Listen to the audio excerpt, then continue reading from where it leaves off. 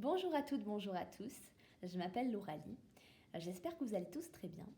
Donc aujourd'hui, je vais vous parler au cours de cette petite vidéo de mon second roman, Et s'il suffisait d'un mot, donc qui vient de paraître aux éditions Sud-Arène et qui fait suite à mon premier roman, Les Anneaux de l'inspiration, donc qui est paru l'année dernière, toujours bien sûr aux éditions Sud-Arène.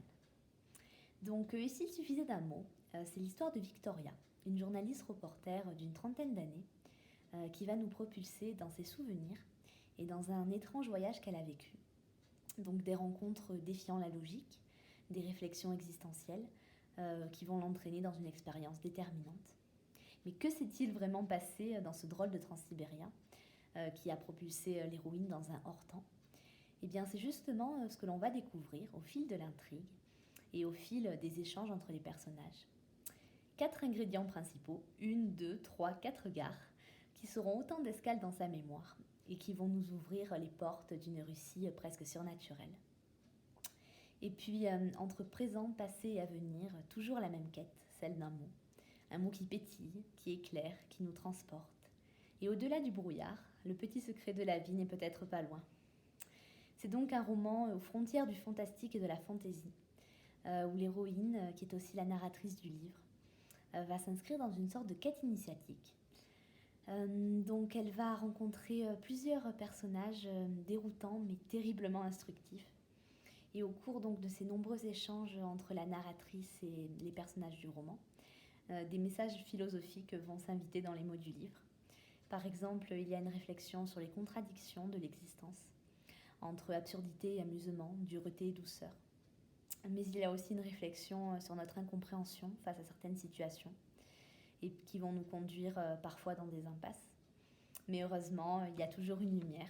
Alors d'abord, c'est une toute petite lueur. Et puis après, c'est une lumière plus vive, plus déterminée. Dans ce roman, en fait, il y a toujours l'importance de la lecture et du pouvoir des mots, parce que c'est vraiment un leitmotiv dans tous mes écrits. Et donc justement, dans ce livre, il y a environ 4 personnages qui vont graviter autour de Victoria et qui vont lui apporter un regard nouveau sur ses incompréhensions. Alors l'un des personnages qui est vraiment le pivot de son voyage, c'est une des cheftaines du train, donc que l'on appelle en Russie une provonista, et avec laquelle Victoria va nouer une grande complicité. Elle aura d'ailleurs des dialogues qui vont beaucoup l'enrichir et qui vont beaucoup l'éclairer. Et puis le train s'inspire donc du transsibérien russe, qui est un train vraiment légendaire, et donc qui va relier traditionnellement Saint-Pétersbourg à Vladivostok, et qui va passer par Moscou. Et donc c'est donc une sorte d'adaptation de ce transsibérien, et qui va devenir ici une sorte de transsibérien de la mémoire, comme je l'ai nommé dans mon livre. Donc les 4 gares, ce sont des arrêts dans des époques de sa vie. Et la destination de ce train sera en fait ici une sorte de nouveau départ pour le personnage. Et s'il suffisait d'un mot, alors pourquoi ce titre? Alors quel est ce mot? Alors c'est évidemment le nœud de l'intrigue, évidemment, de l'énigme aussi en quelque sorte.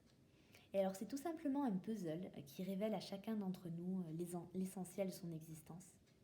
D'ailleurs, sur la couverture, 8 lettres vont former un puzzle, donc ils sont à reconstituer pour former un mot et qui va représenter en quelque sorte la clé du bonheur, tel que l'héroïne en tout cas va le concevoir. Et puis c'est un joli petit clin d'œil graphique au cheminement de l'héroïne. Et donc je veux d'ailleurs ici rendre hommage au fabuleux travail de la graphiste qui a vraiment bien mis en avant sur cette page de couverture le moteur du récit. Alors voilà, j'espère que cette petite présentation vous aura plu et qu'elle vous donnera envie de partager avec moi l'évolution de ce personnage qui nous montre que toutes les épreuves peuvent se transformer en douce expérience et que le temps, entre autres choses, rend douce et positive. Donc je vous souhaite à tous une très bonne journée, je vous remercie de votre attention.